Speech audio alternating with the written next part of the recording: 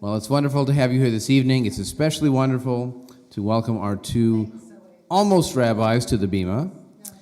We are about to celebrate their ordinations, the culmination of a long process for each of them in their journey to the rabbinate. I'm organizing everybody. Susan, sit right here. Move down.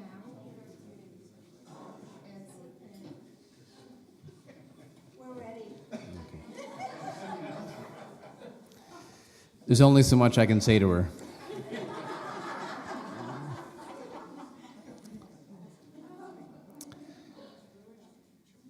This is an important moment, and it is very appropriate that we mark this transition from laity to rabbinate, from student to teacher. We mark this at a moment of distinction. The ceremony of Havdalala marks the end of Shabbat and the beginning of the week. In the traditional blessing, you would bless the distinction between Kodesh and Chol, between holy and what's often translated as the profane. But the reality is that the profane, the everyday, the ordinary day was still important. What do you call the intermediate days of a holiday? They are Chol HaMoed. They are the middle days of the holiday, but they are not profane. They are not pork festivals. They are important in their own way. If there were no days of the week, there would be no Shabbat. And so this is why this Havdalah ceremony marks this transition from rabbinate, from pre-rabbinate to rabbinate, from student to teacher, because it marks the entry into a new stage of life. There will be other Shabbats, other celebrations, other culminations, but this is a different one. This is unique for the individuals who are celebrating it and for us as a movement of secular humanistic Judaism to mark the welcome of new rabbis into our movement. Now, to offer some words of welcome on this very special occasion, I would like to invite the International Institute's Dean for Israel, Rabbi Sivan Malkin Mas, to come to the podium and offer her words of welcome.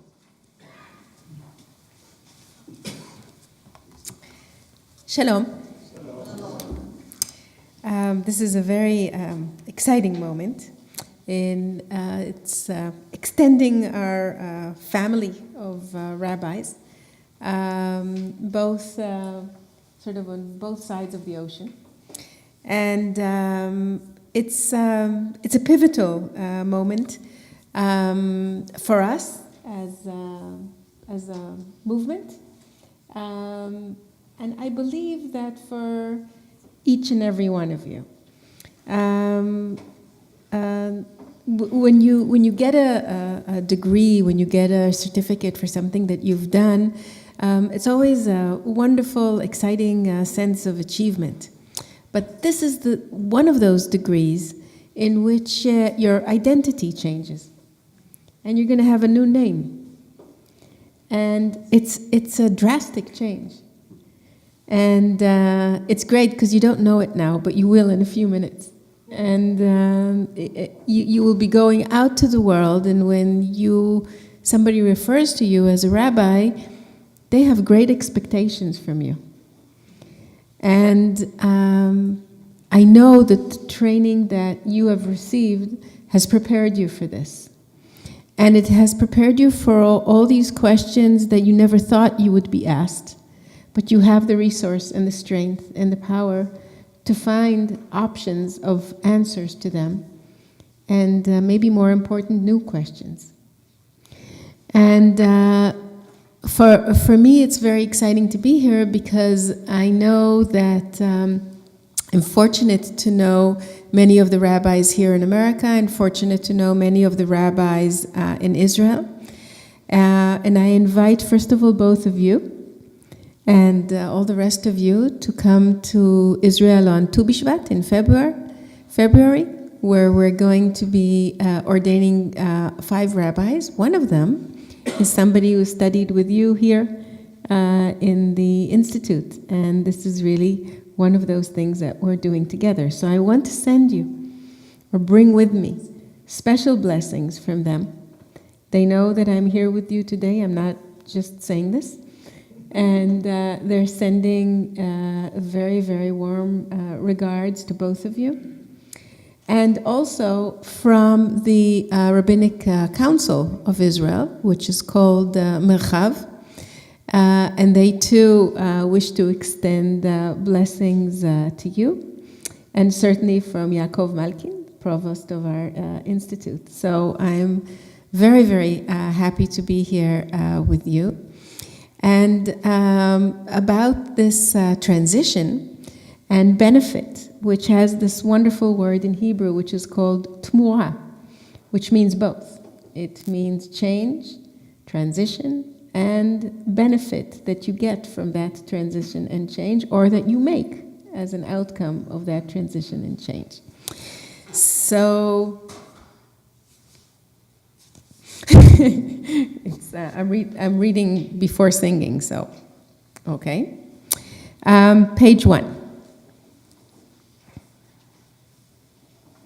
This is a poem by Leah Goldberg, who talks about tmura, this transition change which has benefit. זו שעת תמורה, בה נעמוד אילמים, על גבול האור. לאן יפנה ליבנו? האם נחזור? אחי הנעבור? This is an hour of tmura, change. Within it we stand uncertain on the border of light. Shall we draw back or cross over? Where shall our hearts turn? Shall we draw back, my brother, my sister, or cross over? This is the hour of tmura, and within it we stand quietly on the border of light. What lies before us?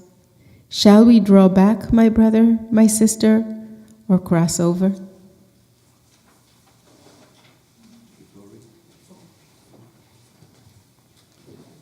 Let us sing the words of Rabbi Sherwin Wine, Eifo Ori, Where is my light?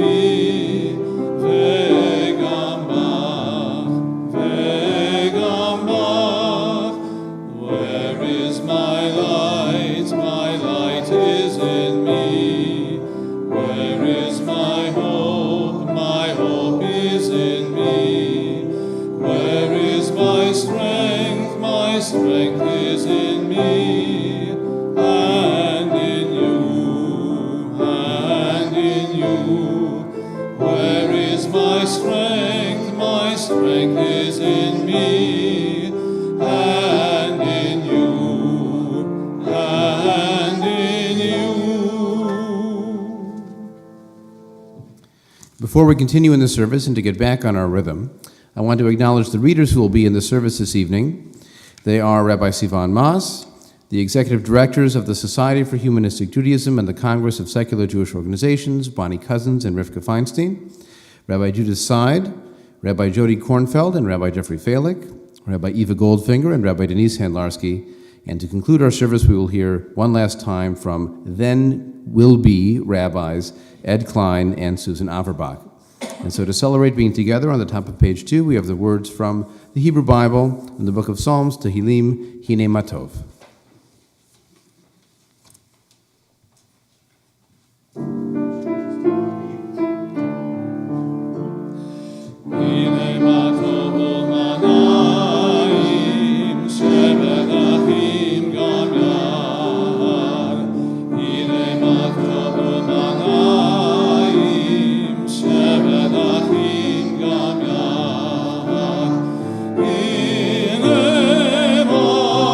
Go.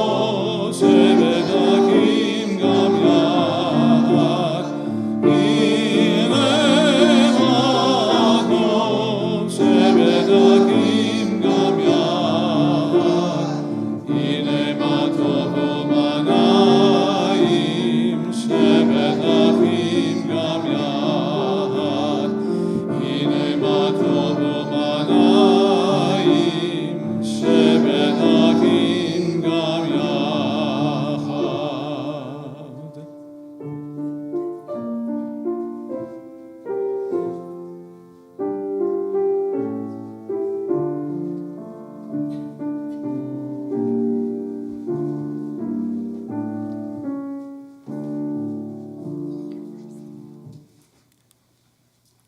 Special moments are made special by being together. Havdalala symbolizes a distinction between Shabbat and the rest of the week. The first symbol of Havdalala is sharing wine, and wine is a symbol of the power of people. Humanity once found grapes in the wild. It was human effort, human creativity, human ingenuity that cultivated the vine, harvested the grape, pressed the fruit into juice, and fermented the juice into wine. In Jewish culture, wine celebrates the arrival of a child, the beginnings of maturity, the creation of loving partnerships, and moments of special achievement. Special moments are made special by being together.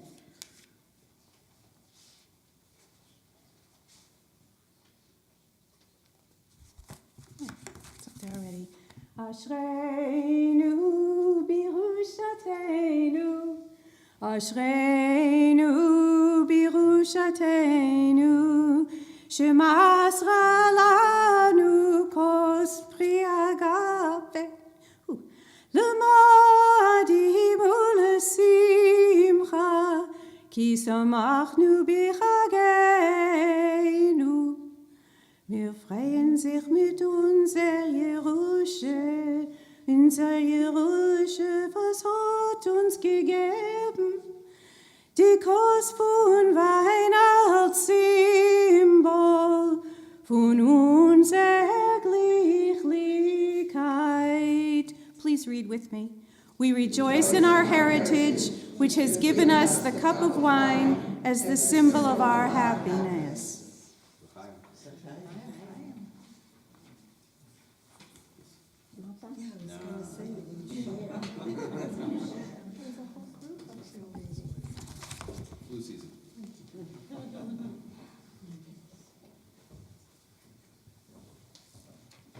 Please join in singing.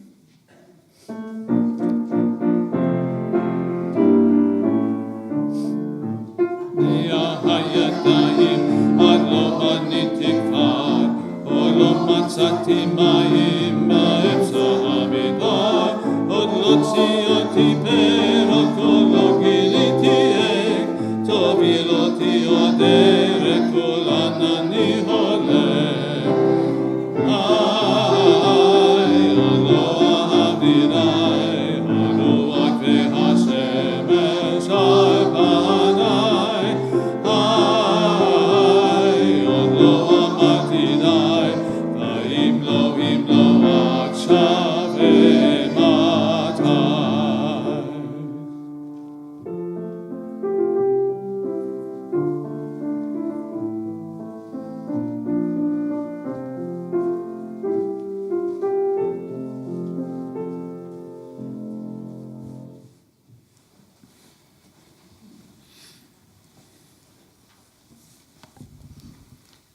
For many years, the rabbinate and secular humanistic Judaism were deemed to be incompatible. Rabbis were religious, and cultural Judaism was not. But time has changed perspectives. Our movement needs scholar leaders to serve the needs of our communities in the same way that theistic Jewish congregations need the guidance and teaching of rabbis. In modern times, a rabbi has become our expert in Judaism, and Judaism has become both religious and cultural. Cultural Jews need cultural rabbis. To be a secular humanistic rabbi is to embrace many skills. It is to know and understand the Jewish literature of the past and the present. It is to teach and explain the history of the Jews with the tools of science. It is to celebrate the important times in Jewish life and personal development with creativity and a sense of secular integrity. It is to live and present a Jewish philosophy of life that enables others to find the source of their power within themselves and within others. It is to be a prophetic voice for justice and freedom for Jews and for all people. It is to speak for our movement with learning and with wisdom. It is to champion a pluralistic Jewish world in which many belief systems find unity and solidarity in a shared historical experience. On this evening, secular humanistic Judaism celebrates its future. Its future is a future of well-trained and inspiring leaders. Its future is a future of talented women and men who proudly serve our movement and the Jewish world as rabbis.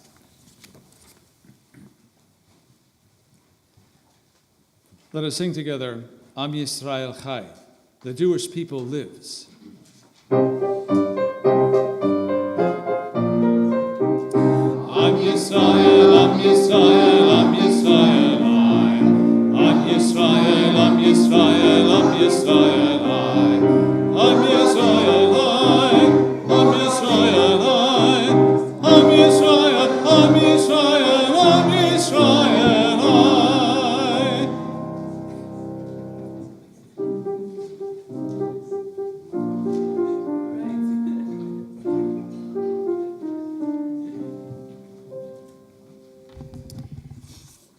Neshima is Hebrew for breath. Neshama is Hebrew for spirit. And in English, spirit becomes both respiration and inspiration. Shabbat ends with a sweet smell. Powerful memories begin with a scent. The spices of Havdalala remind us of the joy of community, the beauty of rest and relaxation, the pleasure of freedom. We remember to pause, to breathe, and to think. Havdalah also marks the renewal of responsibility. We breathe in the aroma and we return to the world around us refreshed and rededicated. We must not only care for our own neshama, our own personal needs, we must also appreciate and celebrate kol haneshama, all that breathes, all of life. We pause at the end of Shabbat to savor its sweetness with deep breaths. Then we awaken to our work and shoulder that burden with joy. Because of the power of scent to draw on memory and associations, again, the Havdalah symbol reminds us of the sweetness of Shabbat. In this case, reminds us of the transition of this moment. And so we offer it to our rabbis to smell and to reflect, and all of us to reflect silently on the meaning of this moment in our lives, the end of a week, but also a wonderful new beginning.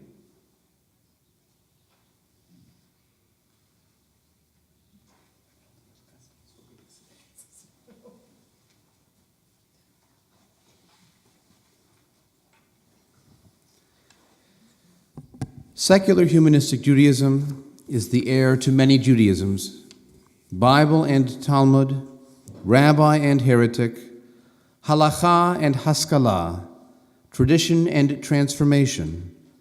Jewish civilization has drawn on its past and created anew in every generation. Jewish culture is inheritance and innovation. A secular humanistic rabbi learns and teaches, receives and gives, leads and inspires. 50 years ago, when the news hit that there was a rabbi out there who did not believe in the conventional God, we heard it from both sides. There were the religious who said, "How dare you call yourself a rabbi? You are not a believer. You are not representing Jewish tradition and faith and religion." And there were those from the left who were even more secular than we, who said, "Why are you calling yourself a rabbi? That's religious, that's tradition, that's faith. That has nothing to do with a secular Jewish culture." But that founding rabbi, Sherwin Wine, stood up to critics with great courage, and we as a movement took the lesson of his model of a life of courage to stand up for who we are and to not surrender what is valuable to us. If we saw the bar mitzvah as something that could first be open to bat mitzvah, but even more importantly, could be an opportunity to celebrate the coming of age of a child, an opportunity to welcome them into the adult community, then we would not leave it behind, as the early Reform movement did and many early secular Jewish groups did. They said mitzvah is commandment. You can't change that. We reminded them that mitzvah also means good deed, and that we can connect with. And if it's coming of age that it represents, then we don't have to be confined to a Torah portion of the week, be it leprosy or incest or whatever else you might stumble on in the random cycling of the calendar. It can be Jewish literature or ideas or history or individuals that inspire you, that connect with your life. I think our bar and bat mitzvahs are some of the most wonderful things that we do. And we did not give it up, despite the criticism, despite the challenge of redefinition, because that is what rabbis do. Originally, the word avodah, when it came to Jewish religious life, meant the service. That is, the service in the temple in Jerusalem. But as we learned in our Torah study this morning, there wasn't only one temple in Jerusalem. There were other Jewish temples representing varieties of Jewish religion elsewhere in Jewish life. So even claiming the word temple as one was a redefinition. When that second temple, so-called second temple, was destroyed in the year 70 of the Common Era, we faced a challenge. What do we do? How do we handle a no-sacrifice Judaism? It was time for redefinition. Avodah became not simply sacrificial service, but ritual service, the offering of words, the giving of time, the fasting of human flesh and blood rather than animal. And so in our own days, we face this challenge of redefinition. Each of us makes our own choices, what is meaningful out of the tradition, how we connect and are disconnected, what speaks to us. One of Sherman's most positive message and powerful messages to me was the lesson that everybody chooses from the Jewish inheritance. It is not that the Orthodox do everything, and conservative do less, and Reform do less, and secular do least. Rather, we all choose from the wide range of Jewish experiences and literature. We may read Yehuda Amichai or Yud Lamed Peretz, and Orthodox Jews in Mea Shearim may not rate those choices. But we all of us choose from this wide range of Jewish pluralism and the Jewish experience. And that is why when we train our rabbis, when we find people or they find us who say, we want to devote our life to this study, we want to be a part of this community of teachers and leaders and inspiring community development professionals, when we want to represent the Jewish world and the humanist philosophy and the combination of the two with dignity and integrity and with courage, that we train them in the wide range of the Jewish experience. Not only Jewish literature, not only life cycle events, not only professional skills like philosophic counseling and Jewish education, but also the history and literature of our people in every era, in detail and in their own pursuit of their own thesis and direction of research.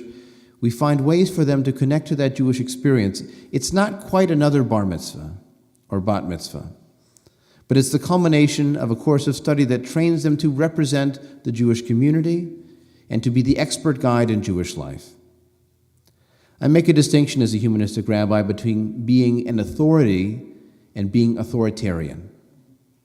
There are some who think rabbis are only authoritarian, and there are others who realize that we rely on authorities all the time. I don't do high-level particle physics personally. I rely on authorities who can tell me with their expertise, with their knowledge, what the situation is. I didn't specialize in surgery, so I let other people do that expertise for me and to train me in what I need to know to make an educated decision. And so too with our life as humanistic rabbis. We are the guides, we are the resources, we are the counselors, the advisors. We are not the authoritarian directors of your life, but we are hopefully, through our knowledge and our skills, authorities to rely on in times of need, to consult in times of perplexity, and to help to guide communities and individuals to a meaningful celebration of their own Jewish life. Well, I am very excited that in front of us we have 2 pens and 2 ordination certificates, 2 documents of smicha. And so I want to read to you the text of what is on these documents.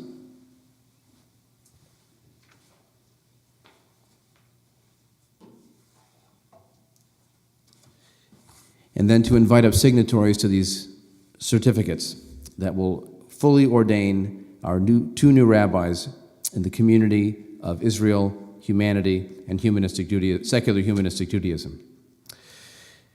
We've hit a transition point, by the way. We have more rabbis than we have blanks to sign on the certificates. The Faculty and Board of Governors of the International Institute for Secular Humanistic Judaism hereby certify that Susan Averbach and Edward J. Klein have fulfilled all the requirements for graduation and are herewith ordained as rabbis.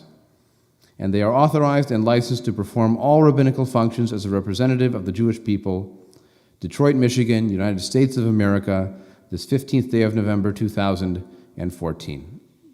The date's in Hebrew too, but I'll let you know that it's accurate there. And so to sign these certificates, we begin with the faculty of the Institute. They are our Dean for Israel, Rabbi Sivan Mas, our Associate Professor of Professional Development, Rabbi Miriam Jeris, and myself as Dean for North America of the IISHJ.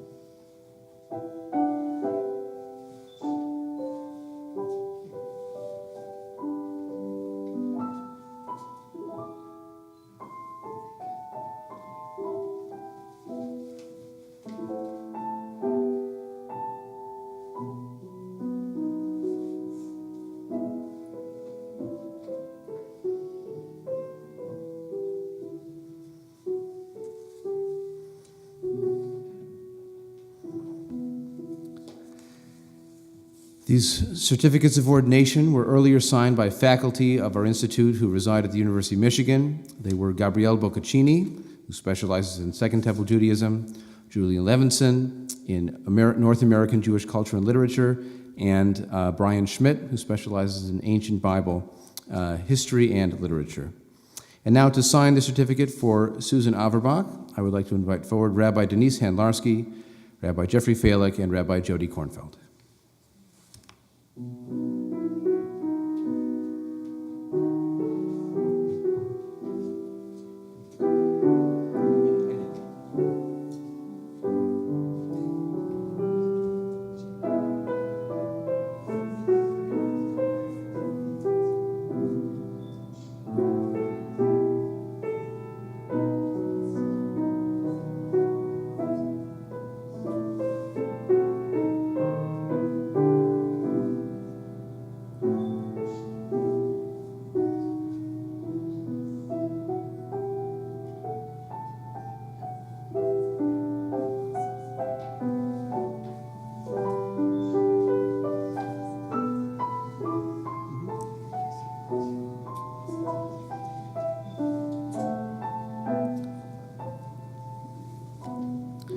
It turns out I miscounted the lines. I'd like to invite Rabbi Eva Goldfinger to come forward to also sign the certificate.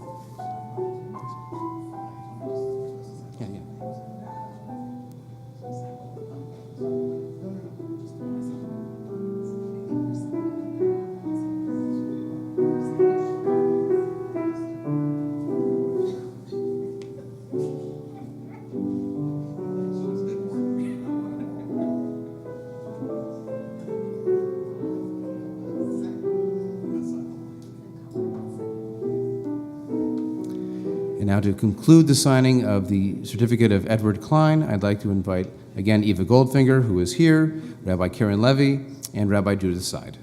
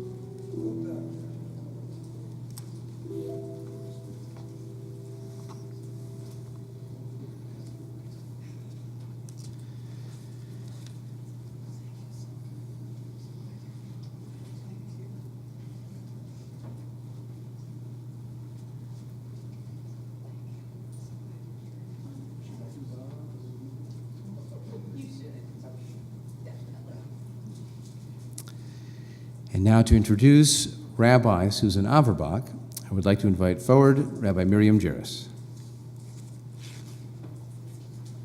So in order not to break my neck, come up here. Because then I'm doing this. It's a little like a bat mitzvah. Never had one. No, here we go. Orthodox Jewish Didn't have those in. So this is a great honor and privilege and a wonderfully happy day, and one that has been a very long time in coming.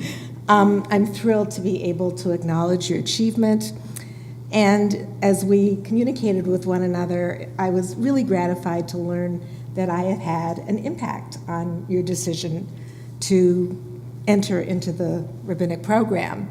And it's so motivating for me as a mentor to know that I have made an impact on someone's life. So I thank you for that. We've certainly known each other for a long time, and I admire you tremendously. From our very earliest contact, I learned of the deep compassion and caring that you have for others. You want to help, and you want to right the wrongs. I also know how reliable you are. I can always count on you. You discovered humanistic Judaism in 1987. Sherwin Wein, the founder of humanistic Judaism, officiated at a cousin's wedding. There they are. You went back to San Francisco and ultimately joined the humanistic Jewish community. And within a very short few years, you were taking leadership training courses. By 2001, and I believe you are the longest standing student in the program, you began our program. And with just 2 courses under your belt, you were involved in a serious accident. And everything was put on hold while you rehabilitated. Your determination and your dedication, 2 of one of the most significant personal qualities that you have that I really appreciate. You totally focused that on getting well, and well, you should have. And you far exceeded the predictions of your recovery. And I think that is very much a metaphor for so much of what you have done in your life. You exhibited, in addition to your determination, great strength and perseverance and courage. So I'm checking out the transcripts, and I noticed that you began taking courses again in 2005. And for a few years, you took 1 a year, and then you took 2 a year. And then just over a year ago, I heard that you had entered Graz College and started one of the most daunting of our requirements, the Master's in Jewish Studies. As the Institute started to promote the ordination, and we started to talk about Ed being done, you said, "Wait, I'm ready." Who knew? Typical of you, you very quietly went about your business. You got a master's degree, no fanfare, no whining, which is very lovely, and consistent with your wonderful drive for excellence and your really fantastic intellectual ability, You wrote an 82-page thesis on the Talmudic story, The Oven of Achnai. I've read 4 pages. Good for insomnia. It's very impressive. I have a saying that I like to share, and I say that there are 2 kinds of people in the world. There are make-work people, and there are do-work people. And you definitely fall into that latter group. So these last years have been productive for you personally, and we don't cease to be people as we become rabbis, although some people tell us we do. You and Al have become grandparents of 3 in less than that many years, and I know how rewarding that experience is, and I'm so happy for both of you that you are having it. I remember when you saw me carrying this baby around Los Angeles at the conference, and you said, my goodness, the way you're looking at that baby, it could be your grandchild. And in fact, it was. So I know that you recognize that, and I really appreciate and love the pleasure that you are having in your grandkids now. So I have to say that I'm very proud of you, which is a very lovely thing to be able to say. And I have a sense of how Sherwin must have felt as he ordained those first few classes. That feeling that accompanies the statement that suggests that, we've done something here, that we've all worked together, that we've achieved something. And I look at Marilyn, who knows only too well what we've all done together. So you and Ed are the 12th and 13th rabbis ordained by the North American.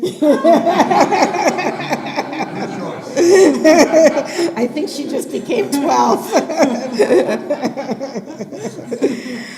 So there's really nothing left to say but Mazel Tov, and I welcome to this podium Rabbi Susan Averbach. Oh, thank you. That was wonderful.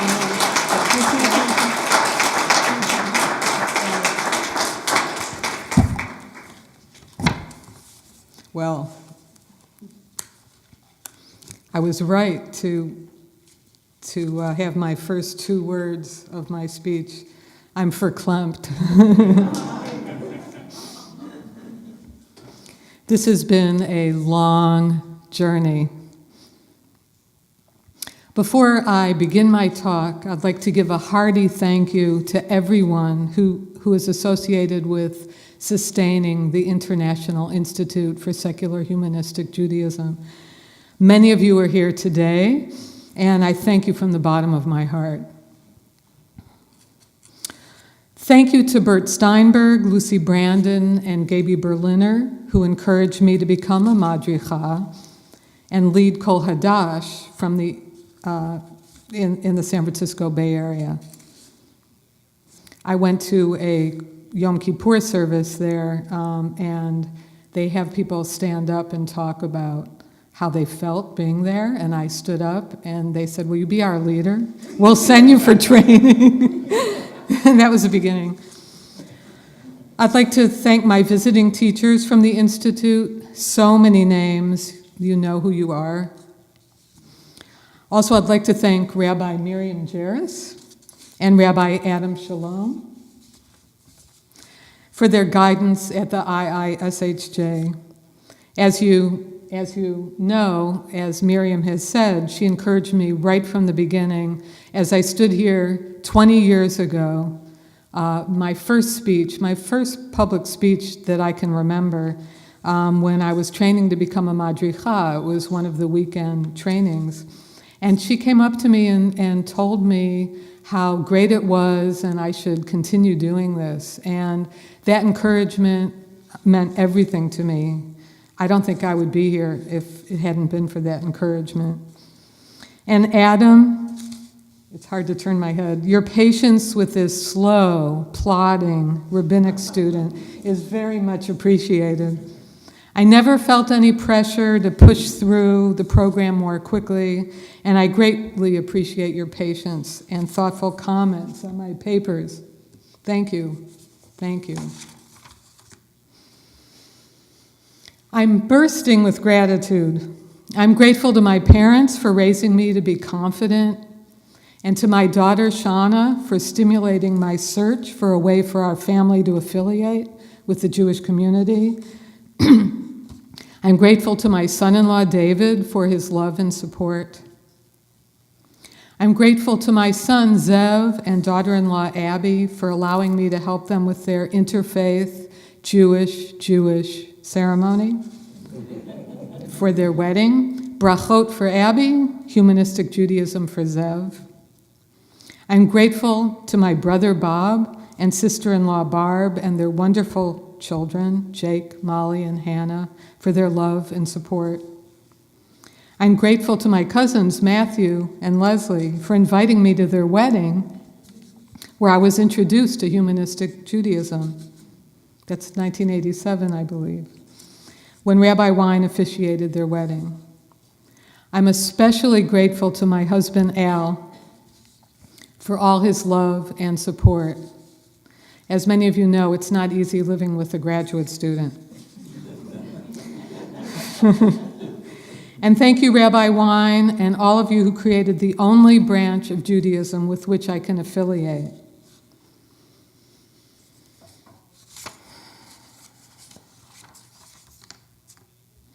I wrote several speeches for this evening. Don't worry, I'll only give you one. In the first one, I told the story of my grandmother, an Orthodox Jew who was unhappy with her lot, whether in Poland, in Palestine, in Chicago. My mother, a victim of the feminine mystique most of her life, with a brief respite in her last years. Myself, a boomer, activist, artist, mother, rabbinic student. And my daughter, the most evolved of all of us, a therapist, wife, parent, balanced and wise person. We've come a long way in the past 100 years, yes? But you already know this. My second speech was about finding a middle way as Jews, becoming more inclusive rather than exclusive. Finding a path of behavior that makes sense, a path in the middle between halakha and extreme individualism. And developing a middle path, a new attitude toward our Jewish texts, midway between sacralization of the past and a secular choice to disregard these texts, or at the very least to place them on a hard-to-reach shelf in the library. But we already know, one, that Jewish exclusivity is objectionable. That's what SHJ is all about. Two, that social responsibility towards each other is desirable. That's why we're here in community. Three, and that Jewish text study can be inspiring, yes? Do we know that? I'm not so sure that we do know that. I know I didn't know that when I joined the Society for Humanistic Judaism. Jewish texts such as Tanakh, Midrash, and Talmud were passé and overrated, as if owned by the Orthodox, poured over by yeshiva bachers while the rest of the world spun around them. These texts were irrelevant and overly sacralized, even to the point of what seemed to me to be idolatrous. Then I began to study to become a rabbi, and oh, did my opinion change. I learned that there are ways to bring these texts alive, to not only try to understand their cultural context and original purpose, but to read them as one would read fiction or poetry, to read these texts together with others in dialogue, to make social bonds while studying together in community. Dare I say, one may even find moral guidelines, signposts for how to create community. You will even find rabbinic self-criticism spelled out in some of these texts. So let me share my enthusiasm for our texts now, in my third speech. Ultimately, I hope we can form study groups in our communities to study these texts together. This is not the time to enumerate all of the possible texts we might study together. Tonight, let me just give you one example from the Babylonian Talmud, the Bavli. We'll briefly parse the text, discuss several points we can take from it, and think about how this and other Jewish texts may have relevance for us to study together in community. The story is often called the story of the oven of Achnai. How many of you already know this story? About maybe less than a quarter. Very good. For those who've heard it, you will be surprised. I'm pretty sure you'll be surprised by the interpretation I'll offer tonight. And for those who have not, I hope you enjoy hearing the story and see what value we can derive from it. The portion of the story that most people have heard goes like this. The sages are gathered together in the Beit Midrash, in the study house, and they're having a really heated discussion about whether a certain oven is pure, kosher. It's an oven built out of parts. The details about the oven are not important because it's not really about an oven, even though it says it is. As you'll see, Reb Eliezer states that the oven is pure. And it was taught that Reb Eliezer on that day gave all the possible arguments in the world that the oven was pure. But the other sages said, no, it is not pure. And so Reb Eliezer said, if I'm right, let the carob tree prove it. And the carob moved 100 cubits, and some say 400 cubits. But the sages said, no, one does not bring proof from a carob tree, and the carob went back to its place. Eliezer then said to them, if the law is as I say, let the water prove it. And the water in the aqueduct changed the direction it was flowing. And they said to him, one does not bring proof from water, and the water returned to its place.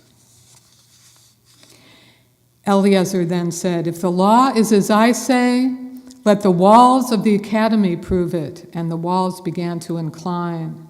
But Reb Yehoshua stood up and said, no, when sages say it's the other way, they should not fall. And they stayed up. And it was taught they did not fall in honor of Reb Eliezer. They did not fall in honor of Reb Yehoshua, and they did fall in honor of Reb Eliezer.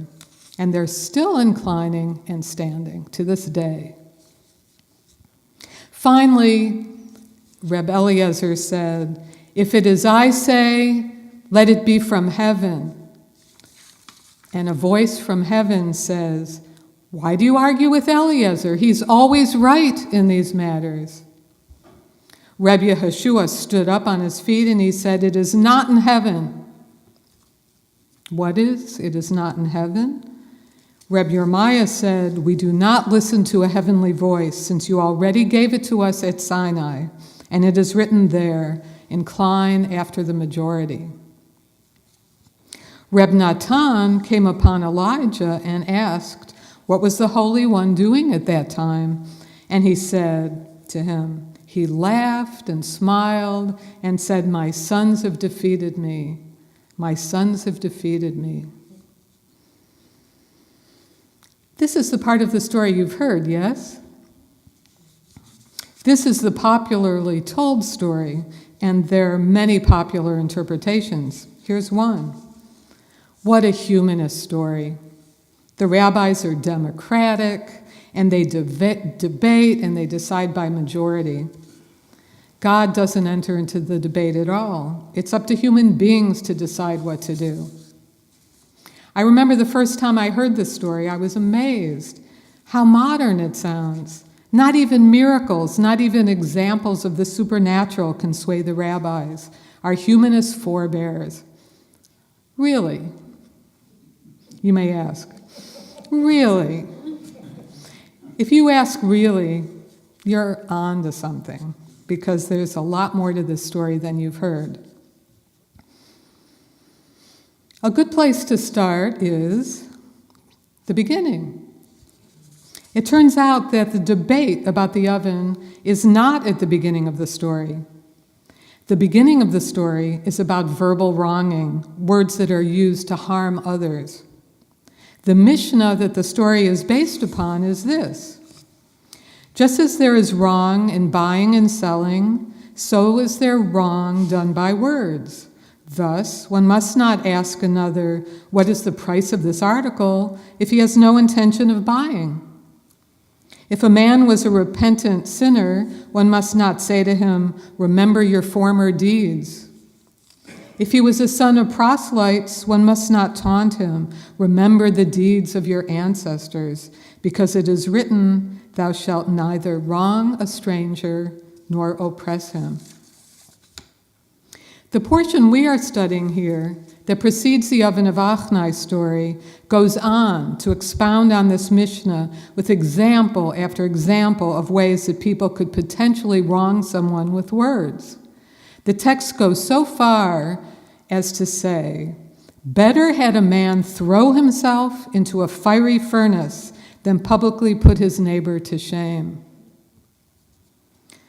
Better had a man throw himself into a fiery furnace than publicly put his neighbor to shame.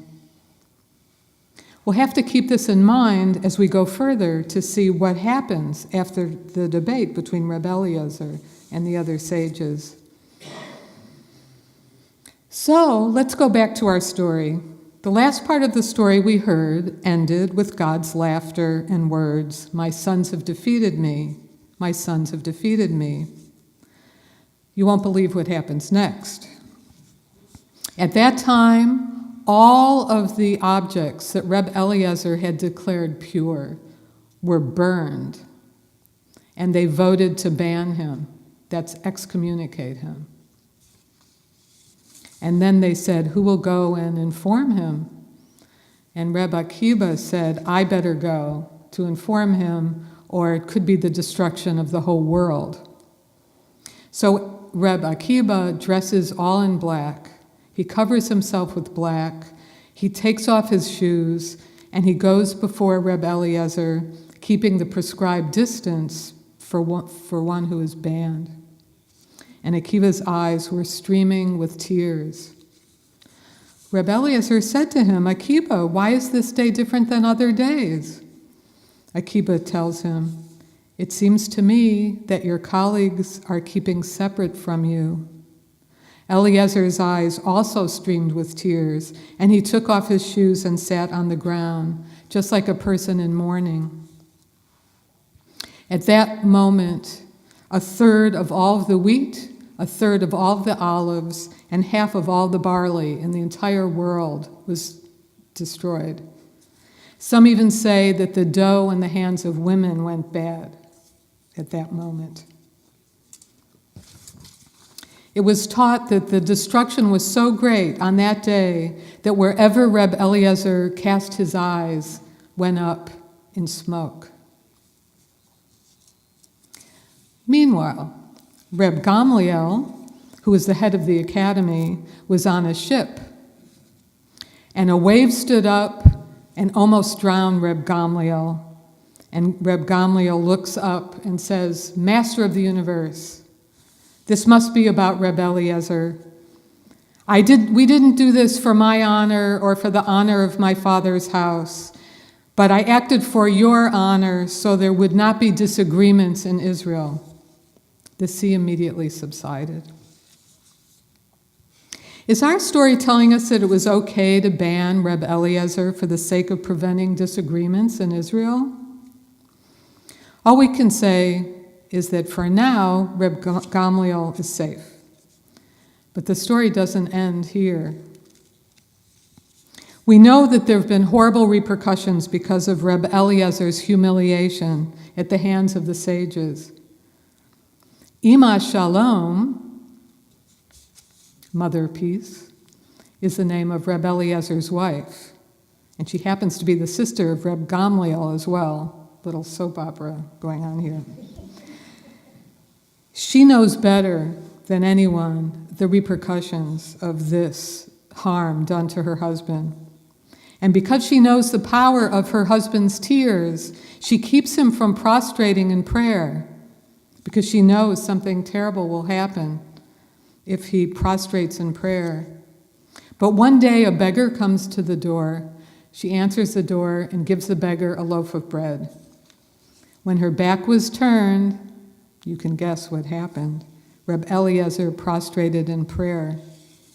She turned and she saw her husband and said, "Stand up! You've killed my brother!" Just then the shofar blast was heard, and the sound announced the death of Reb Gamliel. Reb Eliezer said to his wife, "How did you know?" And Ima Shalom told him what she learned in her father's house. All the gates are locked except for the gates of verbal wronging. The mood has changed, yes? What originally sounded like an ideological advocacy of majority rule now sounds like a cruel joke. What is the story trying to tell us? We'll save this question for later. We need to go back and look at an argument in the first story about the oven. Remember when Reb Yirmiah said incline after the majority? He took this quote from Exodus 23:2, which says the exact opposite of what he says in our story. The quote really says that one should not incline to the majority to do wrong. What is happening here? Our simple story is not so simple after all.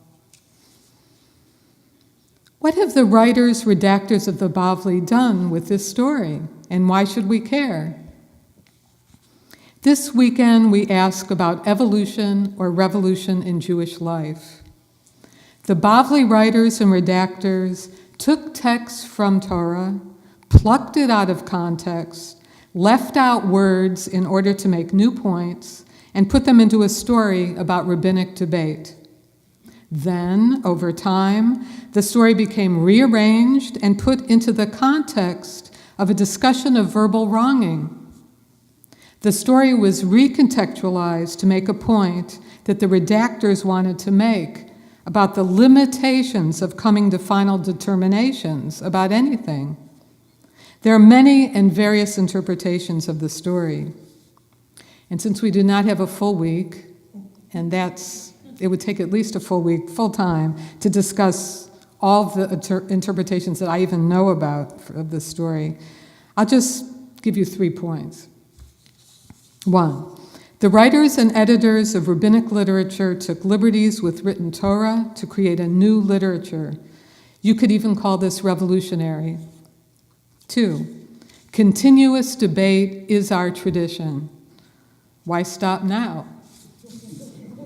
3, the sages who wrote and redacted the Babylonian Talmud were aware of their own shortcomings. In particular, if you read the entire chapter that includes the Oven of Achnai story, you will see a critique of the entire rabbinic project. I admire their humility. A little humility can be a good thing. Is there anything our communities could learn from this story? I would say yes. Absence of consensus is the norm for most of our groups. Fractious debates may occur, and individuals may feel personally hurt during disagreements when emotions are running high. I know I've been hurt, and I imagine all is not always rosy in your communities. I envision small groups of us reading texts together, respectfully listening and discussing the meaning of the text for us. This may be a great bonding experience, and there are messages that come through in the text if we are open to them. So now, let's go and study together.